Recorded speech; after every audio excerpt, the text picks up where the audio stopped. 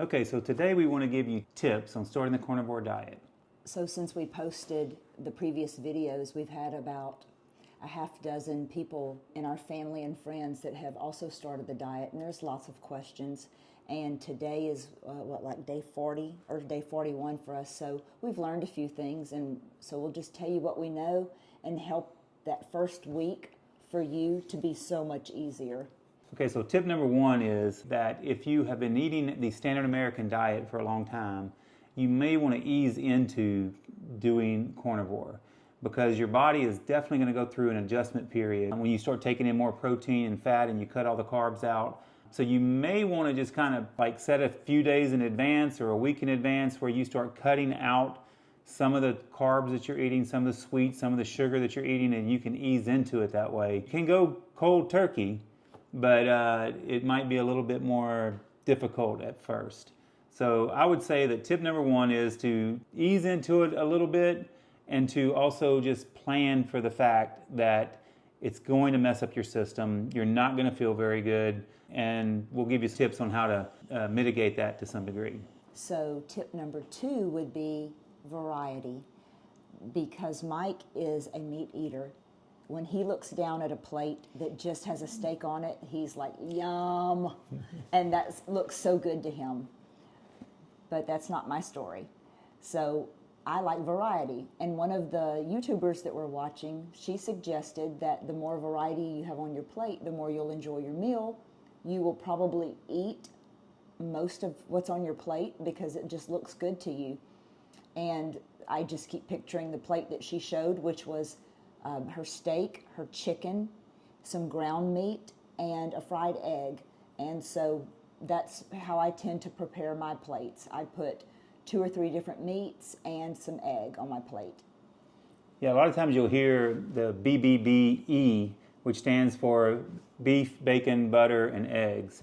So at the very minimal carnivore, you can start with those things. If each one of your meals had those items, then you are definitely carnivore. Also, stick with salt if you can only. Pepper and other spices are plant-based. We do use pepper and we use a little bit of garlic sometimes just to kind of flavor our food, and that is another way of easing into the diet. Over time, we may eliminate some of those things, but whenever she sees a variety of food, it looks more like a regular meal, whereas just having like a single steak on your plate or whatever. So you're gonna have to experiment around with what helps you to eat more and also to just enjoy your food more. I tend to look at food, especially on this diet, more as medicine, whereas she has always looked at food more from the aspect of what is she craving and pleasure and things like that. So you're gonna have to adapt that based upon how you are, but I would just say that you wanna start, however you start is fine because you just want to get started. But over time, I would recommend that you try to eliminate anything that's not straight carnivore from the diet completely. Tip number 3, you may experience what is known as the keto flu or the carnivore flu whenever you are transitioning to this diet. And that's because your body is freaked out from the fact that you've gone from eating pizzas and cupcakes and ice cream and all that, and all those carbs have been cut out and all the sugar's been cut out, and so your body's going to have to adapt. And so now you're eating high protein, high fat, and there's going to be some times where your body is kind of not getting the things it necessarily needs yet from the new food that you're eating. So one of the things you want to do is you want to make sure that you use some kind of electrolyte. She's got a couple of them over here. Okay, let's see. As they mention things in videos, we just buy it. Yeah, so the first one that a lot of them talk about is this element, and this one is crazy high in sodium. This one has like 1,000 milligrams of sodium in it, whereas some of these other ones have a little bit less. This one, called Ultima, this one has 55 grams of sodium. This is a lemonade flavor. It is delicious. And this one we just try The elements are a variety. You can even get chocolate ones and make a hot chocolate drink. This one has about 800 milligrams of sodium. And they all have magnesium and potassium and all those other things as well. Also on this diet, you need to have lots of salt. And so most of the people use Redmond's real salt. No pollutants or anything in here. All of the minerals, it's not bleached. It's not like table salt. It's very good, healthy salt. So you definitely want to use salt on your food. When I wake up, the first thing I do is I drink an electrolyte water to hydrate me and to get me some electrolytes. Then I go for my run, and when I get back, we either have breakfast or we do our bulletproof coffee. And if you haven't seen our bulletproof coffee video, you can watch it on the link in the description. Tip number 4 would be meal planning, grocery list. Yeah, one of the first things that people say when we talk about this is that it's a very expensive diet, and it definitely can be. But you really need to pay attention to all the different grocery stores in your area. You want to look at what's on sale. We buy steaks when they're on sale. We do not pay full price for steaks. And so we've gotten ribeye steaks for $4.50 a pound, which is 1 pound of steak is a 16-ounce ribeye. That's a whole meal right there for one person, is one steak for $4.50, and that's pretty good. We go to Sam's a lot. If you have a Costco in your area, that would be another good option. But buy in bulk if you're able to. At Sam's, you can buy 15 dozen eggs in a box, and I'm sure that is how it is at Costco. And this box is, this big. We have a large refrigerator, so that is an option for us. But do you know what 15 dozen eggs looks like? We also get bacon. Bacon the same way. We've gotten a huge box of restaurant quantity. Bacon. Yeah. Right, and it's an enormous box of bacon because we go through lots of bacon. Some people say, well, I think it's too expensive for me to do, but what you really have to think about is the cost of not being on a healthy diet. If you eliminate the ice cream and you eliminate all the snack cakes and you eliminate all the junk food. The packaged food, really, your grocery buggy, if it's full of something from every aisle in the grocery store, the other items cost more than your meat does. Right. So it can be expensive when you look at it from the cost of the particular items you're getting, but if you eliminate all these other things and you cut back on going out, that will help offset that cost. Not to mention the cost of getting off of medication and supplements and things like that, which Tanya's been able to do. And so we're saving all the money that she was spending on those things, and we're in better health. When you cook, make sure you have leftovers, and then you can eat on that the next day. You don't want to get stuck where there's nothing in the house to eat, and then suddenly hunger cravings kick in, and then your body just goes to all-out war against you, and you decide to go get a cheeseburger from McDonald's with fries. So talking about meal planning, when we go to Sam's, we get all of the meats that we like all at one time, and we're talking about the hamburger meat coming in a log, 10 pounds this big. It's like carrying a toddler. So we're getting a lot of meat, maybe a brisket, roast, pork chops, beef ribs, whatever you can get in bulk. Salmon, shrimp. Just decide how you're going to do your meals through the week. If you know that you want 3 or 4 things on your plate, just be prepared for what can you cook up quickly. A lot of people on the diet will tell you that you should only go grass-fed, pasture-raised, organic meats and eggs and whatever. And if you can do that, that's great. And I would recommend doing that. But not everybody can do that. The cost is a lot more. Not everybody has access to that. You're going to see a lot of the same benefit just with the meat you get from the grocery store.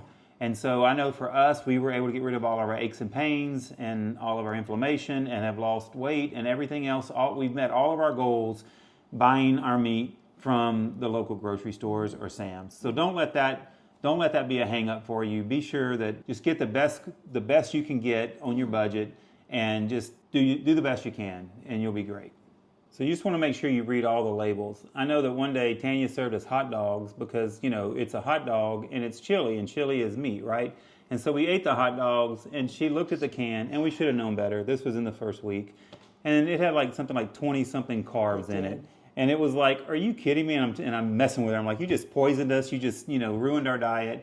It was so delicious. So you definitely have to look at labels. Don't assume anything. So when you're looking at sausage, when you're looking at bacon, when you're looking at any of these things, be sure you look at the ingredients. Make sure there's no carbs, there's no sugar, and the fewer ingredients, the better. Yeah. So tip number 5, which actually could have probably been tip number 1, is you have to define your why. Why are you doing this diet? Are you doing it for weight loss? Are you doing it for health? Are you trying to get rid of chronic fatigue? Are you trying to get rid of, arthritis? Whatever it is, what is your why? Because if you don't know why you're doing the diet, and if that's not solid, then it's going to be a whole lot more difficult And to more stick to it. temptation to Yeah, give up temptations will or give up. cheat. Also, along with that is going to be social awkwardness sometimes. When you're talking to someone and you're telling them what diet you're on, be ready. They're going to tell you that you're going to have a stroke and a heart attack, and beef is bad for you, and fats are bad for you, and your high cholesterol is going to kill you. Salt is bad for you. Salt is bad for you. So be ready for that. And that's why another tip, little bonus tip here is educate yourself. We watch videos every day. Every single day we watch videos. We try to keep educating ourselves, and then we check it out. If somebody says something, we try to find other people that are saying the same thing. We look at their sources. I read a lot of articles. So don't just take somebody's... And again, we trust it because they're not selling anything. There's nothing to sell. Right. For the most... Except a cow. So once you define your why, then it's a whole lot easier to get past any obstacles that you run into. Your aches and pains go away. Once your skin clears up, that's going to help you turn this into a long-term lifestyle. Another thing is going to be a little bit awkward if people invite you over for a meal. So you might want to just invite them to your house, because they're not going to understand that you are saying no to their famous peach cobbler or whatever. So when you define your why, it also gives you the reason you can tell them. So instead of just saying, "Oh, I'm on the carnivore diet and because I want to lose 50 pounds," you can just say, "I'm really working on my health right now, so I've eliminated everything that might have been causing me inflammation and pain. And so right now, I'm just cutting all that out. Thank you, but we're going to just wait a little while before we go to dinner parties again," or something like that. That's good. That's a good tip. Okay. So tip number 6 is your bathroom time. Be prepared for the fact that, especially in the beginning, you want to stay pretty close to the bathroom. Yeah. Your stomach may get kind of messed up as you adjust to this new way of eating. One of the crazy things on Carnivore is that you actually, once you've been on it for a while, you won't use the restroom as often. So your body will start to utilize all the food that you put in it. And so if you're not putting a bunch of carbs and a bunch of sugar and a bunch of junk, then your body's going to actually be using what you give it. So it's going to take the protein and it's going to start building up your body, your muscles, your bones, all these different things. And it's going to take the fat. The fat is very important to fuel the entire process. And it's going to be it's where your energy is going to come from. It's going to get all your hormones going in the right direction so that it can start burning your fat. You need fat that you eat as your fuel, but then it will also start tapping into your stored fat, and that's one of the ways that you start to lose weight. That's such an interesting way to think about it. Whereas before you might have a bowel movement every day, a regular bowel movement. Well, you might do that twice a week now because you don't have waste. If you eat enough fat, you will not be constipated, and your body will not absorb more fat than the bowel in your stomach can kind of process, and so it will just flush it out. And that's where most of your waste is going to come from, is the excess fat that you have. Tip number 7, I would say, is to definitely write everything down, especially in the beginning. You want to make sure that you're keeping a journal and a log of all the things that you've eaten, any changes in the way you're feeling, and as you are meeting some of your health goals and some of your aches and pains start going away, you want to start documenting those things. But more importantly, you want to have all that information so if you do eat something different, you can see what caused it. You can start seeing some correlation to some things. And I record everything. In the first week when I decided to start cutting back on the supplements and prescription that I was taking, I wrote down in my journal, last night at bedtime, I only took half of this particular thing, and I slept great. And I will write all of that kind of thing. And then as we got into it, like the second week and the third week, whenever I was having lots of cramps, leg cramps, Charlie horse cramps, I would write in my book, I got up 3 times during the night with Charlie horse cramps. Every detail is important. So part of your documenting everything, I highly recommend day one that you decided to start the carnivore diet, you need to take lots of before pictures. You want to get all your measurements, all your body measurements, what's your waist, what's your chest, what's your hips, all these, whatever problems you want to work on. I would recommend that you measure all those things, you get you plenty of pictures, and that you track your progress. And as you track your progress, take new pictures, take new measurements, do all these different things, because that's where you're going to start seeing the difference. And it's also going to be where, when you look back, you see how far you've come. I know for me, I did not take some before pictures before when I was at my highest because I was embarrassed. We would suggest always doing this diet meal plan with somebody. Since we live in the same house, it makes it really easy. You definitely need a partner for encouragement. It's just like going to the gym. If you have a partner to go with you, you're going to be held accountable. You're going to be more likely to succeed. And if you've been on this program for a while and you've got a tip that was very helpful for you, would you leave that below? So hopefully you've enjoyed these tips that we've given you to start out. This is our experience so far. This is our personal experience. We're not giving medical advice. You have to do what's right for you. But please comment below. Let us know how you're doing. Let us know some tips that you might have. Maybe others can take those tips and use them as well. Yep. We'll see you in a few days.